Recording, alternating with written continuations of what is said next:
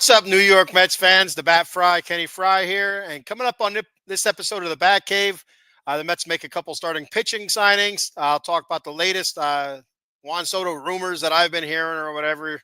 I'm sure everybody else has been hearing them as well. I can't wait for this to be over. I'll be talking about that and whatever else you guys want to talk about and my thoughts and opinions on some other things. So we'll be talking that and much, much more coming up here in about 50 seconds. So stay tuned, and I'll be right back.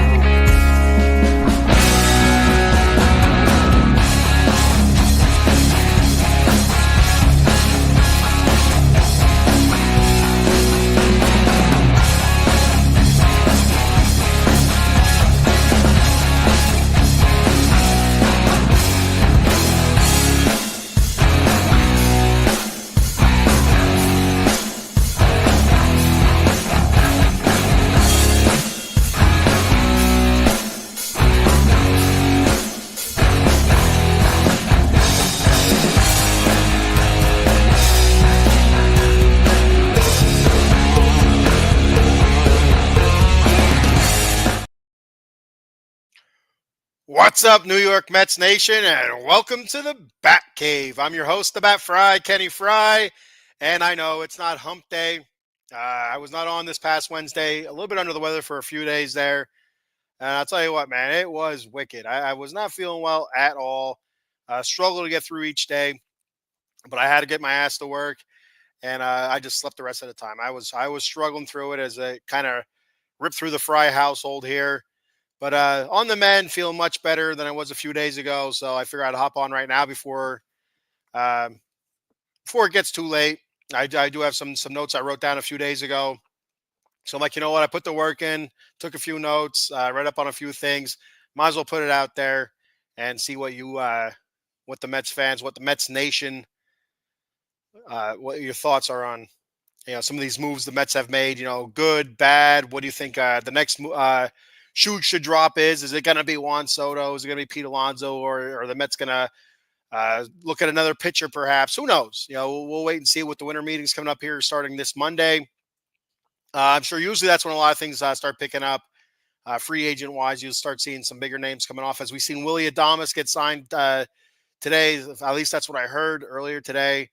I didn't see any numbers yet, but as far as I know, Willy Adames was signed by the San Francisco Giants. So that's one big name to fall off the market there. That at least was tied to our New York Mets. And there was talk a few weeks ago about Willy Adames possibly coming to the Mets and playing third base and possibly having Mark Vientos either going full-time DH or moving over to first base. And the Mets were not going to re-sign Pete Alonso and this, that, and the other. There are a whole bunch of things, but it didn't matter because he signed with the San Francisco Giants. So that's off the table, which I'm totally cool with. I wasn't a big fan of the whole Willy Adames talk anyway, so I'm good with that. So a few days ago, the Mets made a signing for their pitching rotation, and it was a surprise, kind of, but it wasn't a surprise, especially seeing what they did last season. And a lot of people last season with the signings of Luis Severino, Sean Manaea, re-signing Jose Quintana, and going the way we went last year with the pitching rotation. A lot of people were kind of surprised that the Mets went that route last season. I know myself, I wasn't too surprised just with the talk of what the Mets were looking to spend last year and kind of hit the reset button after the disastrous 2023 season that we had with all the money spent, not a whole lot of wins to go with that. With those dollars and, the trading away of Scherzer and Verlander and stuff. Oh, I'm watching my LA Kings here play against Minnesota Wild off to the side. Kings are up 2-0 with 8 minutes to go here in the third. Playing very well tonight. But the way the Mets went the rotation and how successful it was, I think is a big notch in the Kings, or in the Kings, as I'm watching the Kings, as in the Mets belt. As the Mets kind of say, hey, we did that with these guys last year, guys that a lot of teams kind of gave up on. These guys are looking to prove themselves, saying, hey, we can do this. We've done it before, kind of things. And, they gave them the opportunity. The Mets with their state of the art pitching lab that you hear so much about, and they're able to reform, transform, uh, for lack of a better word, there, some of these guys, pitching styles and careers. And 1 second here, I got to whistle at my dog. Get out of here. He's over there sniffing at the cat litter. We don't want that, right? We don't want dogs sniffing at cat litter. Dear Lord, looking for a treat there. They're buried in the sand. I don't know, but yeah. So back to what I was saying. Transforming some of these guys' pitching styles. Reforming their careers. And we seen Luis Severino. He just signed with the Oakland Athletics, 3 years, like $67 million, whatever it was. Good for him. I'm super happy for Luis Severino. I know some Mets fans were hoping he'd come back. I'm hoping for a reunion with Sean Manaea, more so than I was Luis Severino. But I would have taken Luis Severino back if Manaea was not available, or that's the route the Mets went. I would have been fine with that. He was an innings eater. He was a bulldog on the mound, and I would have been cool with that. But I know a lot of fans have their sights set on guys like Max Fried or Corbin Burns, some of these higher, bigger named starting pitchers. And to be honest with you, with these signings this past week, I don't think that's where the Mets are going. And I think with them going the route they're going so far, I feel like there's a bigger and better possibility that we could see a Juan Soto signing plus another big name, like bringing back our boy Pete Alonso. And that's what I'm looking for. I'm looking for, if we get Juan Soto, I'm looking for a Pete Alonso as well. I'm a big Pete Alonso guy, but I understand the attention that Juan Soto gets. I understand the excitement that he does bring to a lot of fans, to their eyes. Like what he could do for this lineup. And for many years to come. He's a very young player, 25 or something like that, whatever he is, early mid-20s. And I get that. I understand that part of it. And but me being a Pete Alonso guy, I'd like to see Pete Alonso back to finish his career as a Met. That's where he started with, he's a homegrown guy. But if he's not, I get that as well. It's a business. It's about the front of the jersey. It's not about the back of the jersey. And so, but I'm ready for the whole Juan Soto thing to be over with. To be 100% honest with you, I'm ready for it to be over with. I'm ready for a conclusion to this. I'm sick of hearing about it, and I'm just ready for that shoe to drop. Whether it's good, a positive for the Mets or a minus for the Mets. I'm just ready for it to be over with. Got a couple comments here. Our boy Cowboy Dave checking in. What's up, Dave? He said, hey. He says, hey, like Krusty the Clown here. What's going on, big man? Not too much, Dave. How are you? Like I said, I was just checking out the Kings game here. I was just at my grandmother's house for their annual Christmas party, and that was a lot of fun seeing family and stuff, and seeing my grandmother. So it's all good stuff there. A lot of fun. And John checking in. John Shankup, he's checked in last time. Last time I had the Batcave was probably a week and a half ago, saying, "Hey Kenny," and he also says, checking in on YouTube, says Juan Soto sweepstakes are out of control. I don't want him. And see, here's the thing that really bothers me. John, is $750 million. A lot of freaking money, man. That's one guy. And I get it. Everybody brings up the fact that that Steve Cohen has, so much money that money's no object to him. But that they're at a point, there has to be a limit. There has to be, like, hey, this is a lot of freaking money, man. And I'm just not, I'm not for it either. To be 100% honest with you, John, I'm not with it either. Again, I understand it. He's a great player, but is he that great? I mean, with this contract, this is saying that he's looking for a contract bigger than Shohei Ohtani's. Is he better than Shohei Ohtani though? I don't know. Me personally, I'd rather Shohei Ohtani. But yeah, again, this is just all opinion based. I'm not somebody that digs into the stats too deep. I'm not an analytics type of guy. I've mentioned this on the Batcave so many times. I'm more old school. For me, it's batting average, home runs, RBIs, on base percentage, slug percentage, and OPS. That's basically where I go for offensive standpoint. Pitching wise, wins, losses, innings pitched, ERA. But I have been getting into WHIP, and that's walks, hits per innings pitched. I do like I am kind of understand that I'm getting that. But when you get to like ERA plus or whatever, I mean it's beyond me. I was looking at some formulas before. I'm like what the hell are we talking about here? But I get it. I really do get it. But you could get 4 or 5 guys for $750 million for, maybe, obviously not for 15 years, but there's different ways to spend that money, than spending, $60 million or whatever it would be, you know, one season per season for one guy. There's so many different, and like long term, you're going to be tying up, 60 plus $1 million per year to a guy for 15 years. That's a long freaking time, man. That's a long time.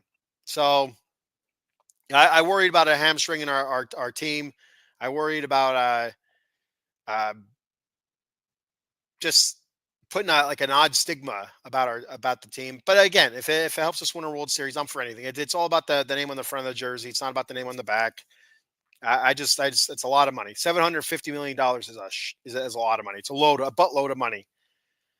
John also says, Merry Christmas, Kenny. Merry Christmas to you and your family, John. If money is no object, then spend on pitching. And so, and this is where the Mets might be, I don't want to say, I'm trying to think of the right word to say. The success they had last season, it might be, I don't want to say a burden. Burden's not the right word. I'd say I'm not a wordsmith here. I'm not a wordsmith. So I struggle sometimes to come up with the right verbiage. It might be a stuck with their own success, kind of like, with the guys they brought in last year for their starting pitching to fill out that starting pitching rotation. Nobody thought they'd have the success that they did. Nobody did. I guarantee you, there's nobody, no experts, no pundits, nobody out there thought that each one of those pitchers would have the success that they did. Each one of those pitchers pitched with an under 4 ERA, which is amazing, absolutely amazing. Just thinking about where they came from last season. Some of those guys, you're looking at Sevy. I can't remember what his ERA was last year, but I think it was well over 4, well over 5, somewhere around there. Sean Manaea, well over 4 last year.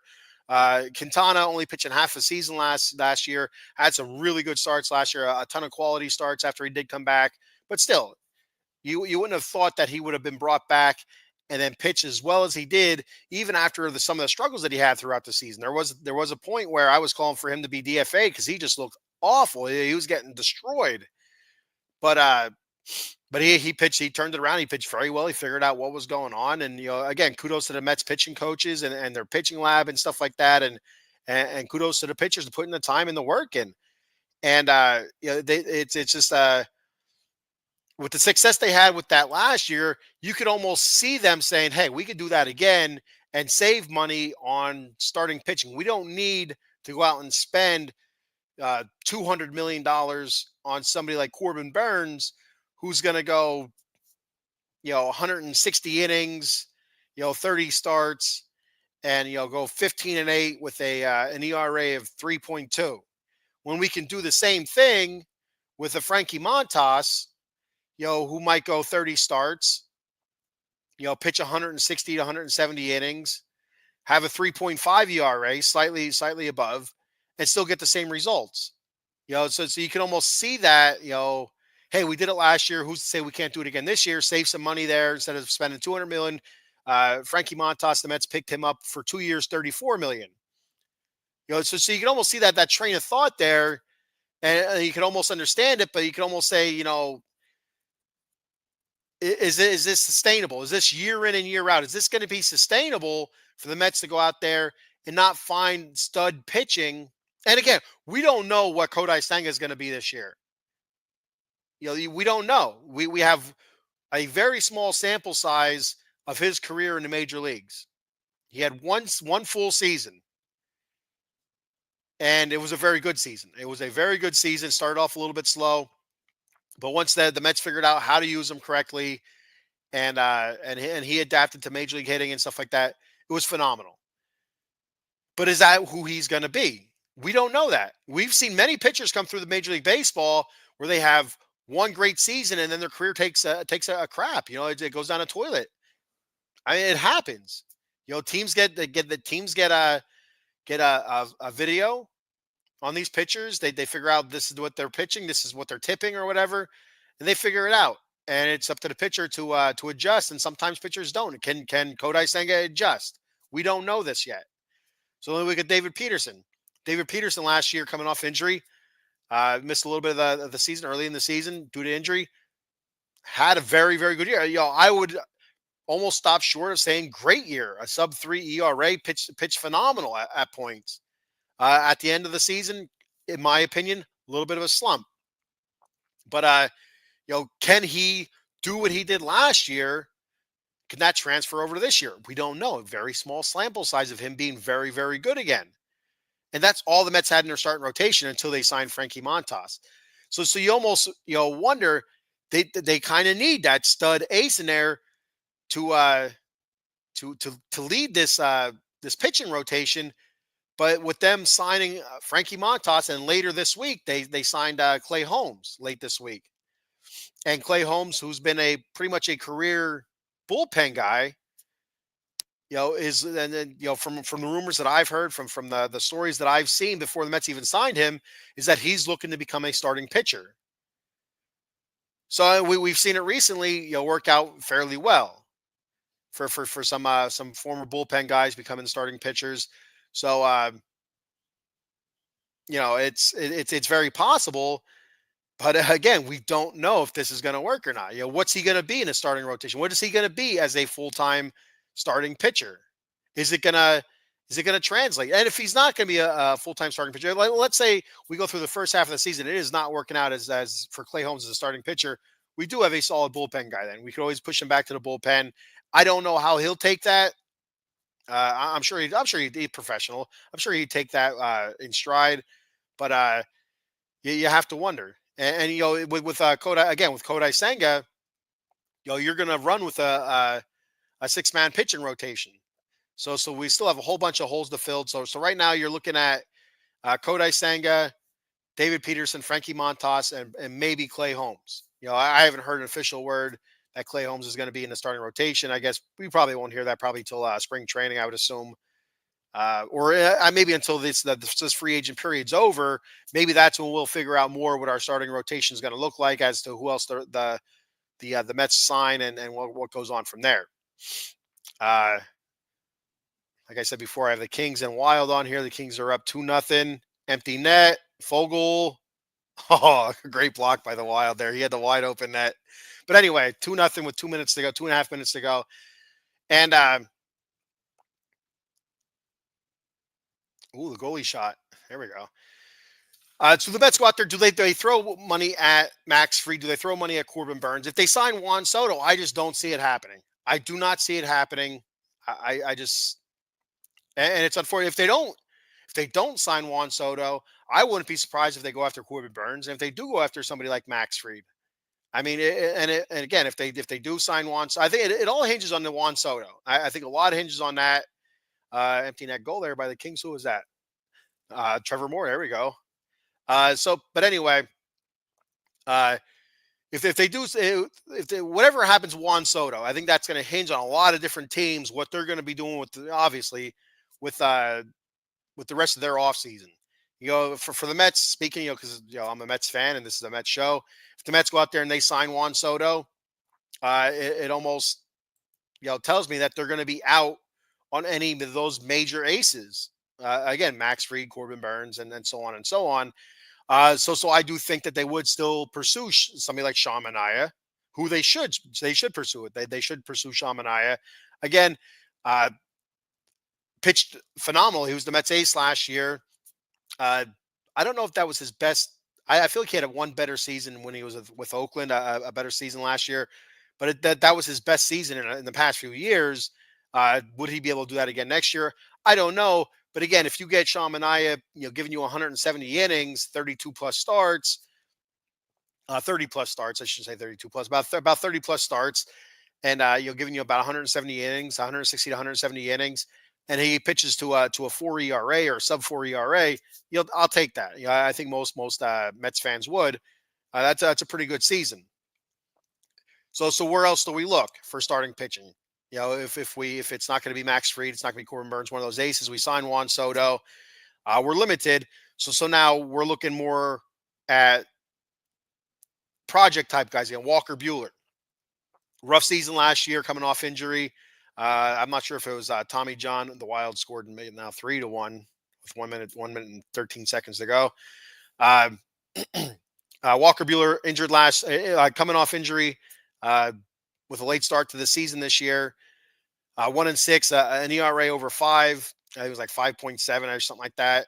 1.533 WHIP, 2.29 walks, strikeouts per walk. So yeah, it was a 5.38 ERA. So guys like that, but he pitched it great in the postseason. So you kind of look at it like he's working through the injury. He's just coming back off of injury. It takes time to find your stride, and he found his stride possibly in the postseason. Walker Buehler is actually a hot commodity. A lot of people looking at him. Shane Bieber, again, that's a guy that coming off Tommy John surgery, I believe, late 20s. He can be an option. He was an ace at one point. Andrew Heaney, left-handed pitcher. Last year, 5-14, 31 games started, 160 innings pitched, 1.25 WHIP, a 4.28 ERA. Now that's somebody that you could see the Mets working with. Hey, come down to our pitching lab. We'll work with you. We'll, switching this up. Again, arm angles. We're looking at Sean Manaea, what they did with him, left-handed pitcher, just a slight movement in that arm angle, and he was unhittable for a large portion of the season. And so it's stuff like that. It's very attractive to pitchers, that are looking to reignite their career, revamp their career, kind of get their name back out there again as a potential starting pitcher. A short-term deal, with those player options that are very attractive to those guys. Go out there, 3 years, 38, like just like what Clay Holmes signed. 3 years, $38 million. First 2 years with the Mets, the third year player option, or Frankie Montas, 2 years, $34 million. 1 year, then the second year is a player option. Get their name. Revamp their career. Revamp their pitching motion. Do all that stuff that the Mets do with their pitching lab, and that's something that the Mets might be doing moving forward. If they're going to throw all this money at Juan Soto, what other direction could they possibly go? To be honest with you, $750 million, and you're still looking to bring in other guys. I just can't imagine another $200 million going to an ace pitcher. $200+ million. For how many years? I'm not sure. I don't know. I have a hard time seeing it happen. Even if Steve Cohen has more money than than Forrest Gump, the Bubba Gump shrimping company. You know what I mean? I got a bunch of comments here. I'm going to roll through here. Jonathan says, with the Citi Field Casino and Hotel, Soto contract will pay for itself. I did hear about the casino. I didn't know. Is that still moving forward? I haven't heard anything about that in a long time, to be honest with you. But I didn't know if that was still a thing or not. I don't want Soto because he will get fat and slow as soon as he signs with the Mets. You never know. And that's another thing with DH being universal now, being in both leagues, that if he does get fat and slow, you just move him to DH and let him be fat and slow, hit home runs or whatever, let him hit for average. And the one thing I will give Soto, again, I'm not a big Juan Soto fan, but he gets on base a ton. He gets on base a ton. When I was looking through the stats before, comparing his stats to Pete Alonso's stats, Pete Alonso has the power numbers. Absolutely. He has the run production numbers. Juan Soto, again, a super young guy, 4 or 5 years younger than Pete. Doesn't quite have the power numbers as Pete does, but they're coming along, with 40 home runs last year, 40 plus, whatever it was. And the RBI production, again, has gone up the last, I believe, 2 seasons. Average, he has Pete in the batting average area, but his on base percentage is absolutely insane. And that's the walks. He's a super patient guy, great eye at the plate. and that's something that's probably not going to go away. He doesn't. He's not a chaser, and you need to have some really good bats behind him because he's gonna get on base. He's gonna get on base, so you have to have some super hitting behind him to knock him in. That's one thing the Mets really struggled with: runners in scoring position, runners on base with runners on base and stuff, moving runners over, advancing runners. It's I can't tell you how many frustrating games I watched last season. The Mets, down a run or two. All right, we get the lead runner on. Okay, now we have a runner on, second base with one out because he gets, knocked over with a ground out or whatever. But we have a runner on second with one out, and they walk the next guy. There's a double play or whatever. It's like so frustrating. Seeing so many different times where that guy gets stranded at second base with no outs. It's just a ton of times we've seen that. Paul Spencer checking. Hey, what's up, Paul? He said, "What's up, buddy? We know one thing: St. Joe's Prep State champs again, 6 of the 7 years. Congratulations to St. Joe's, a prep school there. What are they? 6A, I think, or something like that in Pennsylvania. And that brings me to something else. I'm gonna give a quick shout out as I live here in Pennsylvania to Northwestern Lehigh, a school fairly close to where I live, probably about 30 miles away, or 30 minutes away. I'm sorry, about 30 minutes away, and just outside the county I live. But their football team, they won the state championship today in 3A. Their boys soccer team won the state championship this year, and the girls soccer team won the state championship this year. So kudos to them. And I know their softball team, very good softball program. They have a good softball team this year coming up. The last 2 years, they lost their district finals to my daughter's alma mater, where she goes to school at, and they won my daughter's high school. My daughter wasn't in high school yet, so she wasn't a part of those teams, but they went on to win state championships. I know that team is looking for a little bit of revenge. Northwestern Lehigh is looking for a little bit of revenge this year. They're looking to knock Blue Mountain out, and they're looking for a little bit of state gold there in softball. But that's a hell of a feat to have the football team, the boys soccer team, and the girls soccer team win state championships. That's a hell of a feat there. So congratulations to Northwestern Lehigh, and again, St. Joe's Prep, again, 6 of the 7 years. It's impressive. That's definitely a dynasty there, and it reminds me a lot of Southern Columbia football. If you're not familiar with high school football in the state of Pennsylvania, Southern Columbia. If you are familiar with high school football in the state of Pennsylvania, Southern Columbia football is no joke. This year, there was a huge down year for them, but I don't think they had like 15 or 16 years in a row where they were in the state finals, and I think they won like 9 of those. So. When you get a team like that, a dynasty like that, it's super impressive. Mets probably signing Eovaldi or Verlander for 1 year. I would be all right with Verlander coming back. Scherzer can go suck an egg. I'm not a big fan of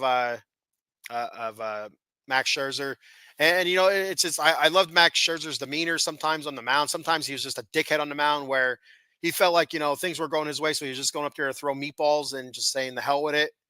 Then also the way he left the team, that really pisses me off. Going to the media and saying, "Well, this is what they told me," and just throwing dirt out there, like why is he even doing that? That's a bullshit move.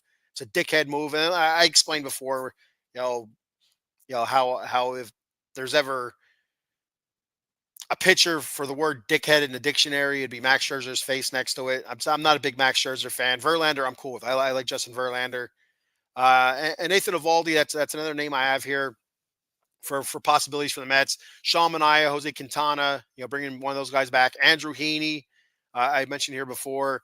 Shane Bieber, Walker Bueller, Nate Eovaldi.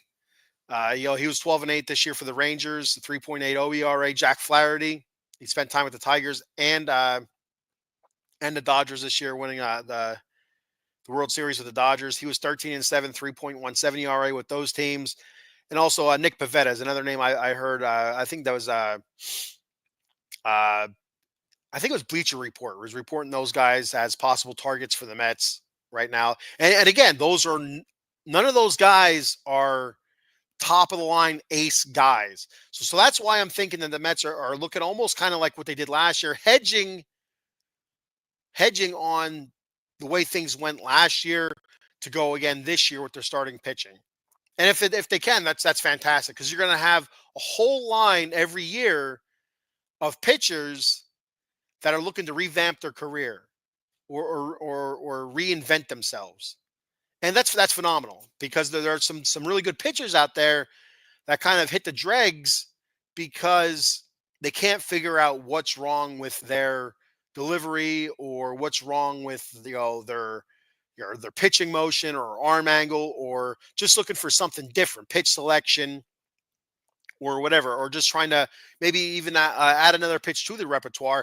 And if the Mets are able to continue to churn out these pitchers and get them paid like Luis Severino, going to the Athletics, 3 years, 60 plus $1 million, it's going to be huge. That they say, hey, the Mets are, with their pitching lab, and the pitching coaches there, they're able to revamp these guys' careers, reinvent these guys, and get them paid afterwards.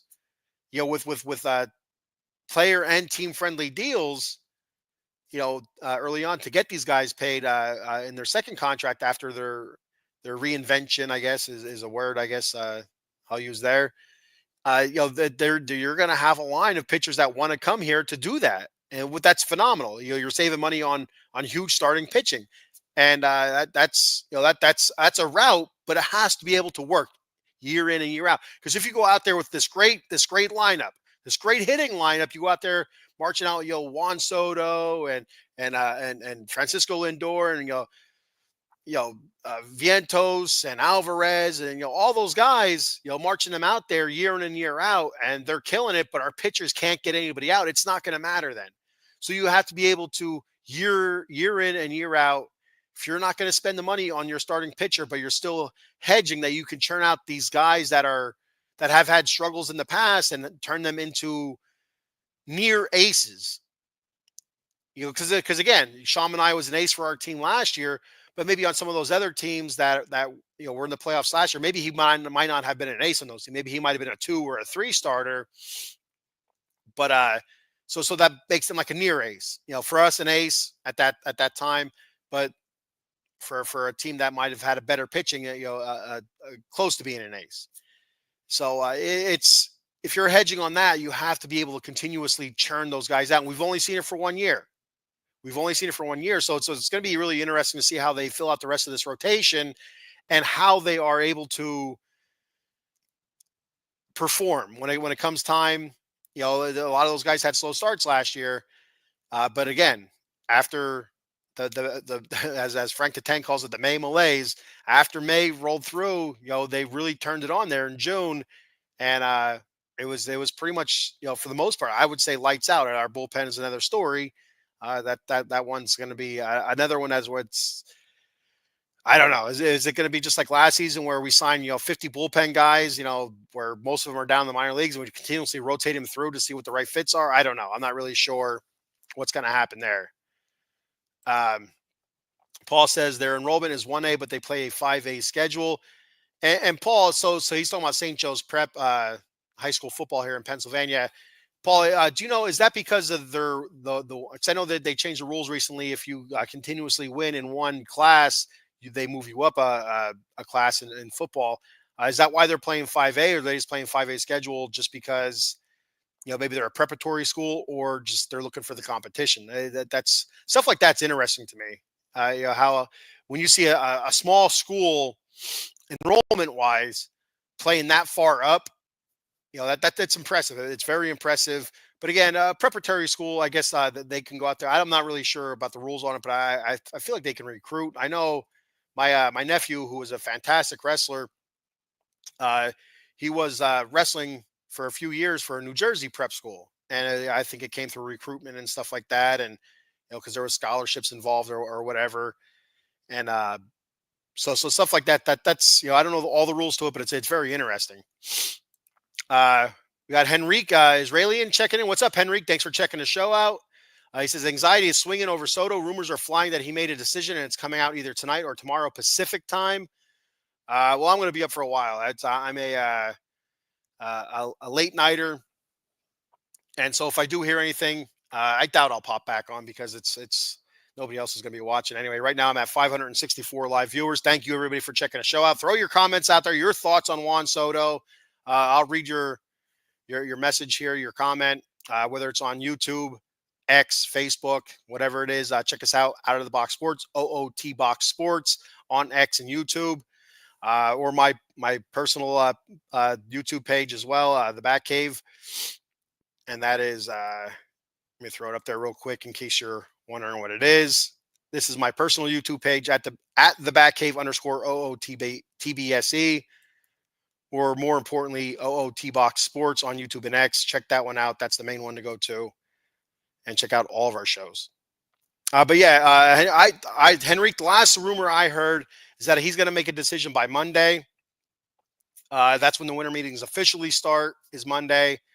That's going to be Monday. And the last I heard is that the Mets and Yankees were over $700 million, which, I heard just 2 days ago. Again, you don't know what the hell to believe.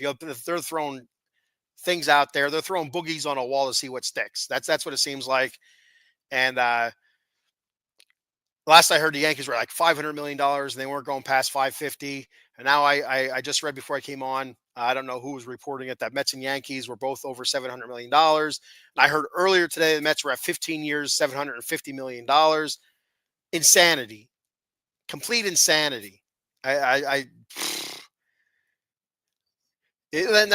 when he first came in, when Juan Soto first came in the league with the Nationals, and I remember how it was really, they're really puffing him up, and he was phenomenal. His rookie season, phenomenal. Yeah, I mean, pretty much every year since then he's been awesome.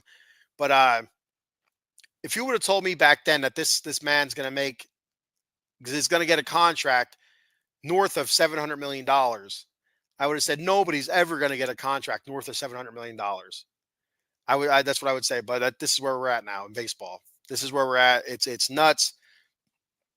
And I know there's a lot of people that don't like it because, where does that leave the small market teams? But I'm telling you what, the small market teams, I feel like some of them do just fine doing what they're doing, building up through their farm system, having guys, come up, through, single A, double A, triple A, high A, all that good stuff.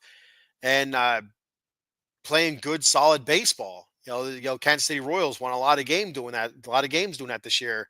The Milwaukee Brewers, they won a lot of games this year. Both teams, playoff teams. It's just, well, what can they do to get over that hump? And it's and I don't think they need to spend $700 million on one guy to do it. I mean, he's just one guy. He's just one guy. And somebody, sooner or later, somebody's going to find out that this is how you get this guy out. It's going to happen. I don't care who you are. Everybody has their kryptonite. I'm a Batman guy. Everybody has their kryptonite. So Batman knows Superman's weakness is kryptonite. Lex Luthor knows Superman's weakness is kryptonite. They use it against him. A lot of people say, "Oh, Superman can kill Batman with one finger," and that's, basically, in my opinion, that's part of Superman's kryptonite. Is he doesn't, he's the big blue Boy Scout, as if you're a comic book person, you kind of get that. But mentally, I think that's part of Superman's kryptonite, is him not being able to finish the job. He could kill anybody. He could destroy whatever he wanted to. It's just not in his nature. That's part of his kryptonite. Now Batman is different. He's a little bit more cerebral. He will do what it takes. Whatever it takes for justice. If that means killing Superman, that he would kill. He has ways. He has ways to end the Justice League, to defeat every member of the Justice League. Batman has a way. He's very cerebral. That's what these small market teams have to be. They have to be more like Batman. They have to be more cerebral and figure out what is Juan Soto's kryptonite. What are some of these other guys? Shohei Ohtani. What's his kryptonite? He didn't have a great postseason, Shohei Ohtani. He had a very good postseason at times, hitting big home runs at some moments. A lot of walks. But there was times where he did not look good. I thought the Mets pitched him very well at times, and at times they didn't. He had a couple bombs, but there was times where they pitched him very well. They got him out a couple lanes, struck him out a couple times. I don't remember if it was David Peterson or Sean Manaea. I feel like it was one of those. No, maybe it was Quintana. Did very well against Shohei Ohtani. But everybody has that weakness. And, there's going to be a team that's going to exploit his weakness, and, other teams are going to exploit his weakness. And that's just what you have to do, is you have to become more cerebral. If you're one of those small market teams, you got to figure it out. You have to be a little bit more creative with the money that you do have. Or you could be the Pittsburgh Pirates and just, hey, look who we got. We got Paul Skeens. he's going to be a future Red Sox. He's going to be a future Yankee. He's going to be a future Dodger. It is what it is. So I don't see there ever being a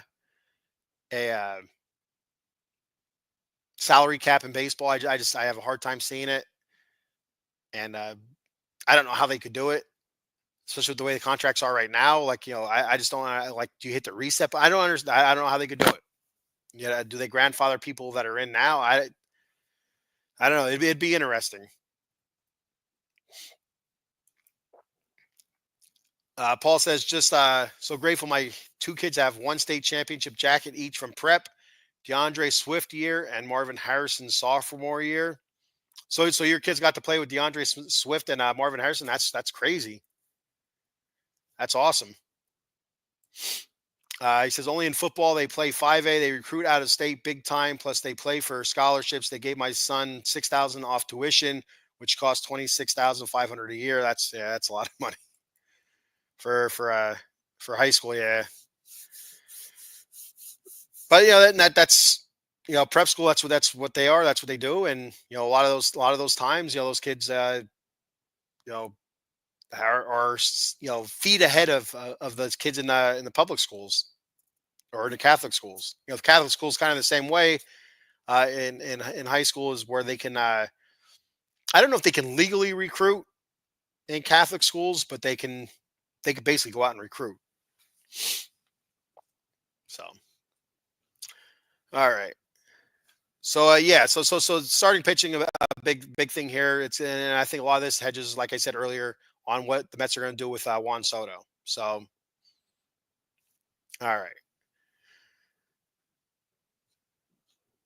Let's see if we have anything else. I don't think there's any updates. I'm going to check here real quick. See if there's any updates. I don't know. I don't know if I think it's going to be today or not. Hopefully it's sooner than later. That's all I know. Wardy, if you're a Mets fan, you know who Wardy is. He puts out podcasts all the time. He says big Mets updates. Mets have top Soto bid at $730 million. And Hiroko Sasaki, if you Roki Sasaki, whatever the hell his name is, if you've heard the last time I talked about him, I compared him to Shredder from the Teenage Mutant Ninja Turtles, from the Teenage Mutant Ninja Turtles. 1 second here. Mouth is getting dry, so now I'm starting to stumble my words.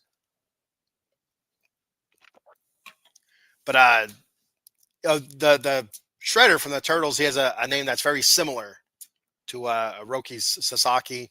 It's not quite the same, but it's very similar. It sounds the same. So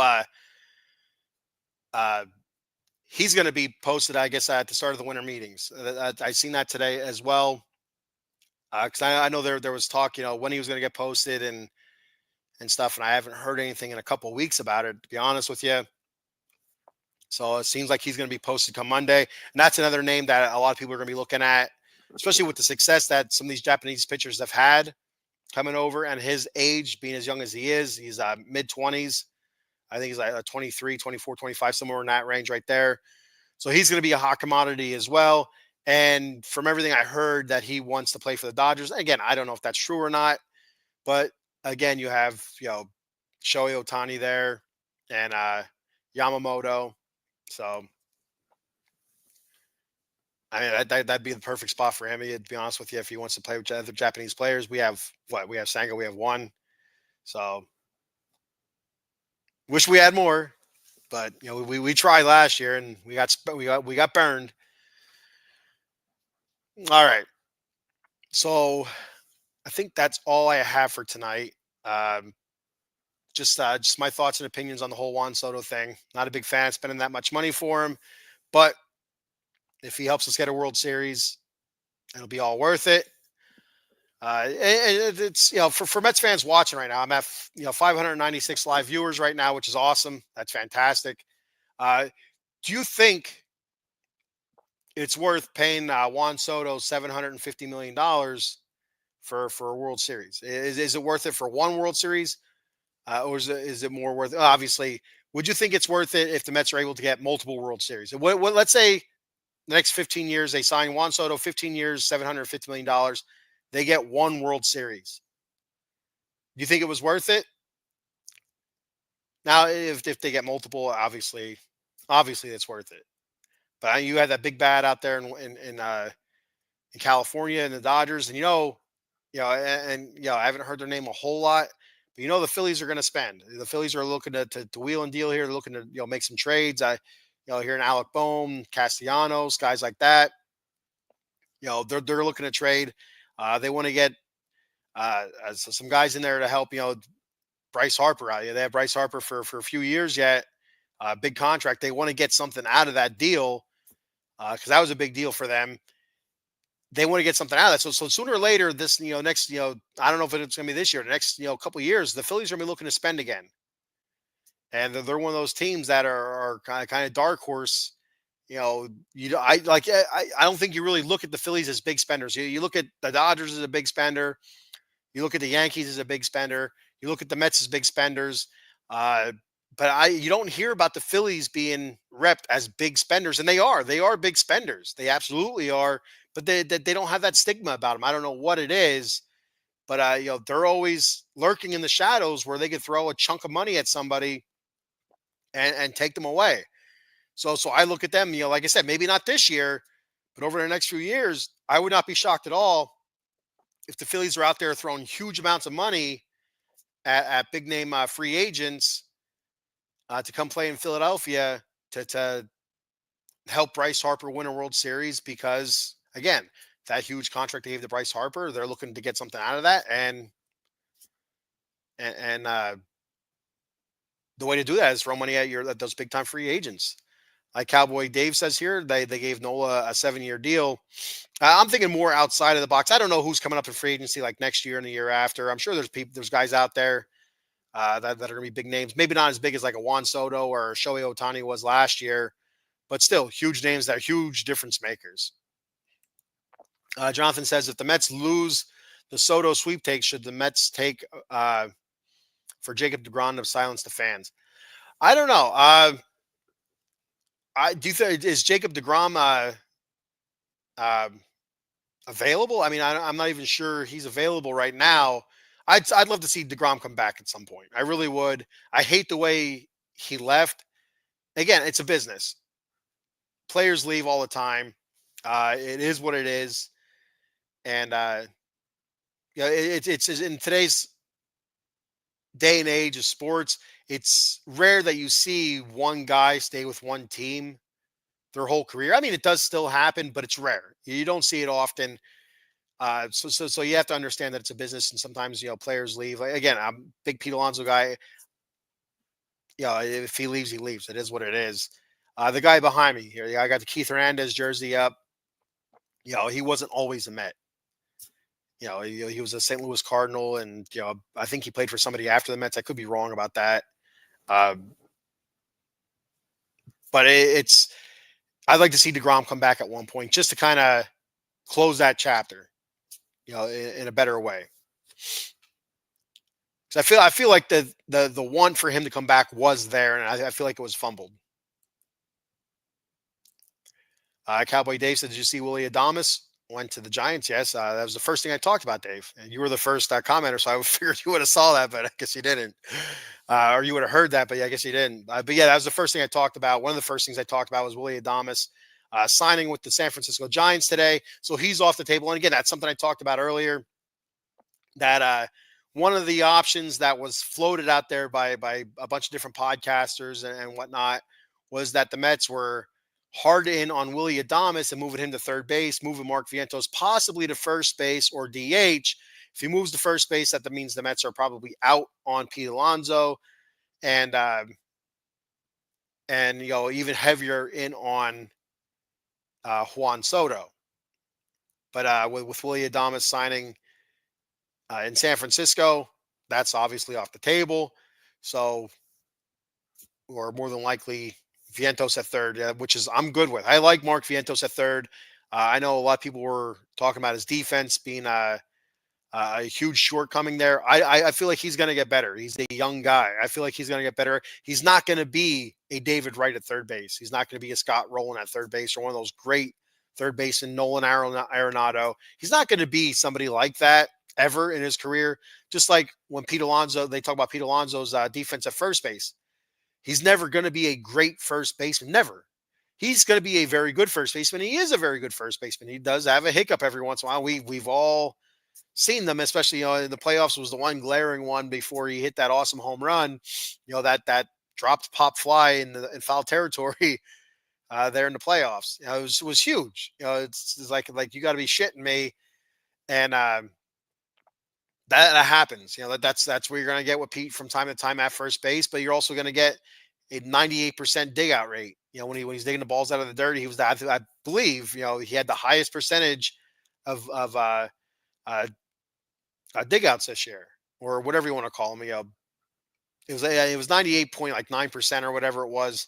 They talked about it on the I don't know if it was on a television broadcast or it was on the radio if I was listening to the playoffs on the radio, but it's something they talked about, and it's hard to not watch a game and see Pete Alonso constantly pick those balls out of the dirt. Balls that are thrown a little bit short or bounced on purpose or whatever. It's game after game after game, you'll see several times in a game where he's just picking them out of there, and some of them are just absolutely amazing. Amazing. He does a great job at that. He's quick on his feet, and it's the same thing with Mark Vientos. You'll see him make some absolutely phenomenal plays over there at third base. Great arms, super strong arm. Well, I don't know why you'd want to waste that arm at first base to begin with. And he'll make some great diving plays. He'll go to his left, going to his right. But then occasionally you'll just see a play where he'll, for whatever reason, come up on a ball that's, maybe he shouldn't be coming up on. He should be playing the hop on it, or he plays the hop and he should have came up on it and not play the hop, short hop it, just which something's got to come with experience. I don't know. That's just my thought on it. I feel like Vientos is better suited at third base than first base. And I know Nolan Arenado is still an option for people looking to improve defensively at third base. You hear about him being up on the trade block. Did not have a great offensive season last year. Defensively, not sure where he was last year, but I don't think he definitely wasn't a Gold Glover. So, but I think the Mets are fine at third base. The whole Brett Baty thing. We'll see where we go from there. Is he able to turn things around offensively enough to come back up to the Mets? Do the Mets look to trade him away? That's something I seen today being floated out there in the one podcast. I did not get a chance to watch that one yet. I think that was on the Locked On Mets podcast, but I could be wrong. I could be wrong. I'm not sure 100% which one it was. It might be CP. I don't know if it's CP or not. CPNY Sports. Dave Yarnell says if the Mets do get Soto, the Mets outfield will be really good. I'm not sure 100% what kind of outfielder Juan Soto is. I do believe he was a Gold Glove finalist this year, I think. But I've never seen Juan Soto make a great play in the outfield. I haven't watched a whole lot of Juan Soto either, so I can't really go by that. I've watched little bits and pieces and highlights of Juan Soto, but I mean I've seen the low lights. I've seen him miss balls in the outfield. I've seen him misplay or misjudge. So some hits out there, but you could do that with anybody really. Excuse me one second. So I don't know if he improves the defense in the outfield or not, but at his age, young guy again, he can get better if he's going to work at it. And that's the one thing that Jonathan talked about. The Mets pay him all that money. There is the possibility where he kind of sits back on his laurels then, right? He got his big contract. He got his money. What's there to work for now? It's easy to say, I want to win a World Series. I want to work for a World Series. But when you get all that money, now you got to do the work. It's easy to say, but let's see him put it out there. Last year with the Yankees, it's more so working for that contract, working for a World Series and working for a contract. Now you get the contract. Now you're just working for the World Series. We'll see what kind of product he's able to put out there on the field, because he's going to get money from somewhere. He's going to get money from somewhere, whether it's the Mets or not. The Mets, Yankees, Red Sox, Blue Jays. I think Blue Jays are the dark horse. I've heard so much about the Mets. I've heard so much about the Mets, Yankees, and Red Sox, being the front runners. The Blue Jays seem to be like the dark horse, the team in the back, and the Red Sox were his favorite team growing up, and whatnot. Does he kind of give them a little bit more of a discount because that's where he wants to go? I don't know. I'm not really buying that. But David Ortiz uh, is now, I believe, a minority owner for the Red Sox, so I don't know if that weighs anything there on that. I'm not really sure. So hopefully we find out sooner rather than later because I'm kind of over it. I'm over the whole Juan Soto talk. I'm done with it. Just like the Shohei Ohtani when he was with the Angels. Where's Ohtani going to go? We're going to trade Ohtani. Are they not going to trade Ohtani? Who's Ohtani going to sign with? Who's going to give them the most money? Is it the Mets? Going to be the Dodgers? The Giants were a dark horse for a little bit there. Is there the Phillies? And Yankees? It got old quick. It got old really quick. So I'm ready for it to be over with and kind of move on from there and look at the rest of the team, how we can fill out the rest of this roster, and go from there. So, but if we would sign Soto, it would be it'd be an interesting outfield. It'd be an interesting outfield, and it'll be a lot of fun to watch. So, all right, I'm rambling now. I'm just kind of stretching time out. See if any other comments come up here, any other questions or opinions. I like opinions. Opinions are good. So, Jonathan says Mendy's kid leaked Soto's info. Yeah, and that I did see something like that. Carlos Mendoza's son, it was supposedly his son. I guess anybody can make an account and say they're whoever. But I guess I seen a couple of reports that Carlos Mendoza's son was saying that Soto's going to sign with the Mets, and so the rest of Jonathan's comment here says Mendy's kid leaked Soto's info. Should parents talk about ball players' salary to kids? I mean, like either you can hear it from his data or you can just see it. It's everywhere else. Yeah, it's everywhere else. But I got a kick out of it, because his kid was out there throwing out money, and he was, like salary and stuff like that. And also saying, do you know who I am? Stuff like that. And then you go to his page and there's, his profile picture is, him and a couple Mets players. I can't remember who it was. And there's also a video of him playing with, I don't know if it was playing catch or working on something with Francisco Lindor. So it was yeah, I got a kick out. I thought it was kind of funny. But I mean, I don't know. I don't see the big deal with it. And again, like I said, do you really know if it's his kid or not? I don't know. Anybody can make any kind of page up, say they're this person, that person, throw their picture up there. That's the thing with the interweb and social media. It's the restrictions are very limited. Like you could be whoever the hell you want to be. And one of the funny things, David Chappelle has a funny skit about that. Or I don't even know if it's not a skit really. He was being interviewed. I don't know which talk show host it was. But I guess he was talking about getting on Twitter. He said he was going to create a profile on Twitter, and he created a handle with his name in it. And Twitter came back and said, you can't use celebrity names. And he's like, well, that's me. That's who I am. And then he looks and he's seen somebody already had his name on there. I think it was called. I think it might have been just like Dave Chappelle or something like that. And with his profile, his picture as the face and stuff like that. And so he was kind of going back and forth with that person, and he's like, oh, he goes, this guy's funny. Well, then all of a sudden, I guess this guy, he said, things turn dark. He said, I guess this guy kind of started going at Cat Williams then. And so then this guy was starting a beef between Dave Chappelle and Cat Williams. They're going back and forth, back and forth. So Dave Chappelle was at I think a comedy event or something like that. And he said, another comedian, I can't remember who it was, Kevin Hart. I think he said it was Kevin Hart. Came up to him and said, "Oh my God!" He goes, Dave. He goes, Cat Williams is here, and he's like, "So?" And he's looking at me. Well, don't you guys have a beef? He's like, I don't have a beef with him.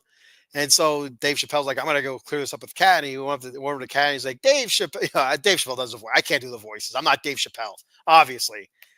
And so Dave Chappelle walks up to Cat Williams, and Cat Williams like, what's going on, Dave Chappelle? And Dave Chappelle's like, listen, man. He goes, that's not me. Saying this stuff and going on and on and on. Cat Williams looks at him all confused and befuddled. He's like, well, I don't have a Twitter profile either. So it's actually a fake Dave Chappelle starting a beef with a fake Cat Williams. So again, anybody could be anybody on the internet and on social media. Like the restrictions are very few and far in between. But it's a funny interview. Yet I didn't do it justice. I butchered it, but you kind of get what I'm going at here. So with that being that, I'm going to say this one more time before I jump off. If the Mets do go Juan Soto, I do think that their pitching rotation is going to be based more on guys short term, smaller contracts, kind of like a reclamation, project type guys, guys looking to revamp their career or uh,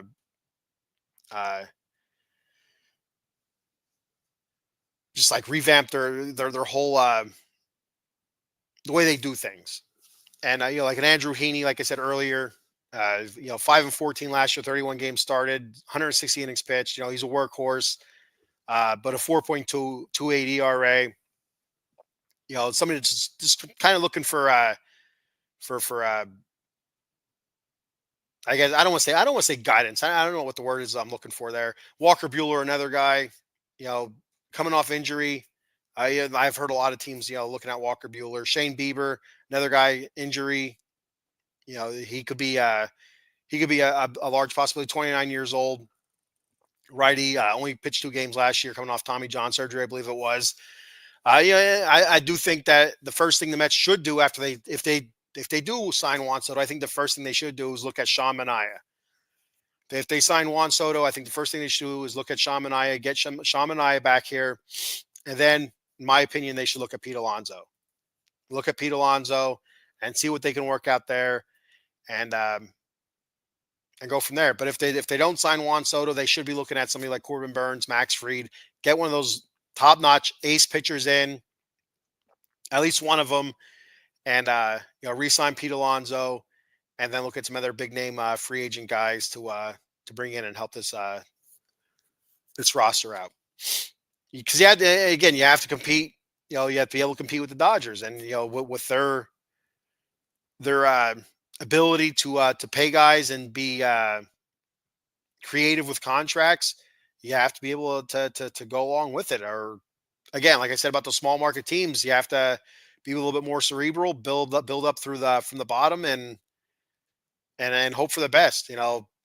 Every couple of years you're gonna suck ass. That's just what happens, and you build up through the minor leagues, and you're good for 2-3 years. Good enough to make the playoffs, but good enough to get over the hump. I don't know, and then you're crap again for a few years, and so you build up that minor league just because all those guys that got you to that to those playoffs, they're going to sign those big contracts with those teams. They're going to throw money at them, and then you're starting over again.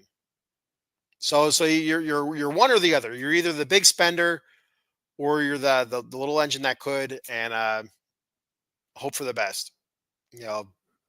Tighten your shoes up and hope you stay in the race, basically. And hopefully we hear sooner rather than later what's going to happen.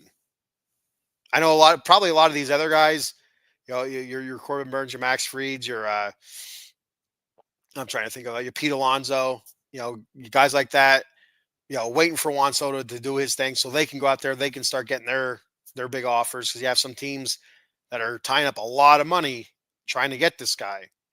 And that means that, only one team's going to get him. So all those other teams that didn't get him, they're going to have a lot of money to spend yet. So, I mean, and I don't know what Pete's looking for. I have no idea what Pete's looking for. Is he looking for 5 years, 180, 5 years, 200, 6 years? I don't know. I have no idea. 7, 8 years. He's going to be, I think 30 this year, something like that, 30, 31. So he could be looking for 7 years to take him to the end of his career, late 30s. Is that 7 years, 200 million? No idea. I haven't heard a whole lot at all about Pete Alonso, money wise anyway. It's all the money you've been hearing about has been all Juan Soto money. Like I haven't heard about, what Corbin Burnes is looking for. I haven't heard what Max Fried is looking for. anything like that. So I did hear that the Astros did make an offer to Bregman, and that was another guy that the Mets were kind of tied to a little bit. There was possibly bringing Bregman in for third base and going from there. I don't know if that's still an option or not, but the Astros did offer Bregman a deal, so that's out there. I didn't see anything saying that Bregman took it. So, but again, I like keeping Vientos at third. I think Vientos should stay at third, and uh, that's where the Mets' future should be. Him at third, and nowhere else. And what they do with Brett Beatty, I don't know. Yeah, and again, Mets can get super creative because they do have some pretty good prospects out there with Luis Angel Acuna, Drew Gilbert, guys like that.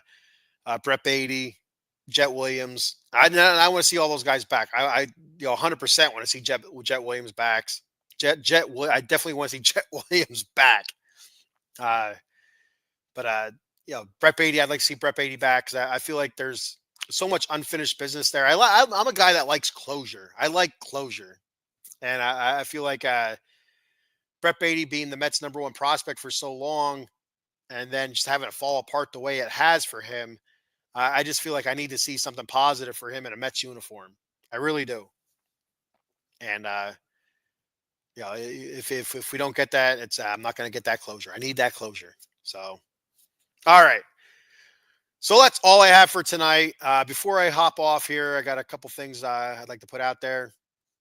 If it's your first time checking me out, I'd appreciate it if you'd help me out by going to www.dubby.gg. Check out Dubby Energy Drinks. Good stuff there. I dig Dubby. I've been drinking their mango orange cream flavored energy drink. I think it smells great. It tastes great. It's a jitterless energy drink. You don't get the shakes. Like if you're kind of weak on stuff with high caffeine, like if you drink a cup of coffee and you're all wired or whatever, then this is for you. If you can't drink a Monster without having heart palpitations or having a heart attack, this is for you. It's a jitterless energy drink, all natural flavors. It's made with a coffee extract and stuff like that. It's very good. It's very good stuff. They have a bunch of different products on their website at www.dubby.gg. Use that promo code The Bat Cave. That's all one word, The Bat Cave, for 10% off your order. They also have some pretty kick-ass shakers on there. Even if you don't want to buy the energy drink stuff, they also have hydration powders that come in packets. That they're very good. Actually, the first thing I bought off the Dubby website, because I wanted to try before I promoted it, but I tried their hydro packs, and they were good. They were very good. I guess almost compared to the brand Liquid IV. I know I used that for my daughter this past summer for softball during the tournaments, during those hot Julys and stuff like that, hot Junes, and she liked that, and she dug the Dubby hydro stuff when we got that. But they come in packs as well. Just mix it with I think it's 16 ounces of water, and you're good to go. Then like they got the tubs with the energy drinks. They have stuff for memory as well. You check that out. The shakers, they don't have those goofy ass balls in them. It's just a solid shaker. You shake it up. Good stuff there. So even if you don't want to do the energy and you don't want to do the hydro drink, but you want a kick ass shaker, get your shaker there. Also t-shirts, hats, a bunch of other merch there. So check that out again. Once more, www.dubby.gg. Use the promo code The Bat Cave. That's all one word, The Bat Cave, for 10% off your order. And also, if you're living in the Pennsylvania or New Jersey area, check out our good friend Jason Fine, attorney Big Al. You reach Big Al at 1-800-HURT-123. That's 1-800-HURT-123. Jason Fine specializes in motor vehicle accidents, slip and falls, workman's comp, and personal injury claims. He has 3 office locations located throughout Pennsylvania and New Jersey. His office in New Jersey is located in Cherry Hill on 3 Greensward Lane. The phone number there is 856-209-5258. And he has 2 offices located in Pennsylvania, one in Philadelphia. That's located on 1628 JFK Boulevard, Suite 2120. The phone number there is 267-888-2980. And he has an office in Pittsburgh located on 500 Grant Street, Suite 2900. The phone number there is 412-365-8151. That's Jason Fine, attorney Big Al. Let him know Out of the Box Sports sent you, and he'll hook you up with a great deal. All right, got another comment here before I hop off. starting to get a dry mouth here, cotton mouth. What does JD Martinez contract look like? Is he coming back next season? JD Martinez is a free agent, and I don't see him coming back. Be honest with you, I have a hard time seeing anybody sign him, anybody seriously signing him to a good contract. Uh, he struggled last year, and I don't think he ever really found himself. I don't think he was able to figure out what was going on. The one thing that I think was invaluable, and I mentioned this so many different times on my podcast, uh, one thing that I think JD Martinez brought that was very invaluable to the Mets was his experience and he's a very savvy hitter. Now it's one thing to be able to talk a good game, but to be able to do it on the field is another thing. If you can help somebody out by noticing something that they're doing wrong, that's awesome. That's invaluable to me. But to go out there and try to figure out what you're doing wrong and then put it out there, that's a totally different thing. But I feel like a lot of guys gave him a ton of credit for them figuring out what they were doing wrong at the plate. And I think Jose Iglesias was one of them. Was really gave JD Martinez a ton of credit. I think Tyrone Taylor was another guy that said JD helped him out a lot. Excuse me. So stuff like that is invaluable. And I mentioned before, if he doesn't get a job playing anywhere, I think the Mets should look at bringing him back as some sort of hitting coach or hitting assistant or something to work with the Mets hitters in the offseason. And, even even it's just for the offseason would be great. Bring him onto the staff somehow so he could work with the guys with hitting. So, but yeah, he's a free agent right now, and I don't see him back with the New York Mets, and which is a bummer. It's a bummer because I felt like he started off well, but his second half was absolutely horrid, horrid. It was almost Vogelback like. It was very very bad. So yeah. All right. So thank you everybody for checking the show out. I appreciate it very much. 710 viewers right now. Awesome. I love it. I appreciate it very much. I'm just a little guy. I just, I'm not your awardees. I'm not, say some of these other guys are just, huge out there with thousands of followers or, 1,000 viewers each time. 709 easily by far the most I've ever had. 710 again, by far the most I've ever had. Again, I'm just opinion. It's just all opinions. I do present some facts like a contract signed by Frankie Montas and a contract signed by Clay Holmes. Those are facts. And so I do spit some facts out there, some of the stats and stuff like that. I don't get deep into the analytics. I just spit what I feel. It's all opinion based. I love reading comments, and your opinion and seeing where you guys lie. May not agree a lot of times, and that's fine. I'm cool with that. It's the more different opinions we get out there, the better. It opens up more conversation, and it also could change some people's minds on some things. It's and easily I could look at the Amish country Mets fan. He turned me around on Francisco Lindor. I was super super hard on Francisco Lindor. I think it was it last year or 2022. When he made the All-Star team, I'm like, why is this guy making the All-Star team? He's hitting 220, blah blah blah. And he said, look, you'll watch this, and watch this, and compare this to the guys that are at that same position and see where he's at. I'm like, oh, man, this guy is right. Francisco Lindor is outstanding. Batting average isn't everything. And again, like I mentioned earlier, I'm an old school guy. I look at batting average, home runs, RBIs, on base percentage, slug, OPS, and that's it. I'm not going crazy with hitting against a lefty on nights where it's raining and the lights are flickering. I don't know. I'm not crazy deep into analytics and stats like that. I'm your bare essential, your basic guy. And but yeah, I was super turned around like that. And then all it took was saying, hey, look at this, this, and this. And that's great about a platform like this. You could put stuff out there like this and you could change people's minds, or you can say, hey, this is what you're missing. Check this out. And that's what I'm open for, especially on this show. I know I'm not right probably 90% of the time. And again, it's all opinion. It's my opinion. It's my thought. I want to hear your opinion. I want to hear your thoughts. And that's what I'm about here on the back end. That's what we're about here on Out of the Box Sports. So if you enjoyed what you saw, check me out again. I'll be live again this upcoming Wednesday. I'm going to go live 10 a.m. And if this time, again, I'm throwing this out here because this is the most viewers I've ever had. If Wednesday at 10 a.m. is not a good time, throw that out to me. Say, hey, you're on too early. We can't watch you then. We want to watch you live. We think it's better when you're on a Friday night at 10 p.m. or 11 p.m. Or we feel it's better when you're on a Saturday night at 10 p.m. or 11 p.m. I will switch it up. I will figure it out. I will switch it up, and we'll figure it out. So I'm just, I like this. I like the interactions and stuff like that. I like the views. And I just want to hear more from you guys. I want to hear more, more opinions, more thoughts. Where's Juan Soto going to go? Do we want Juan Soto? Do we want to spend that much money on Juan Soto? I don't know. All right. So that's all I have for today. Thank you, everybody. I will be live again this Wednesday, 10 a.m.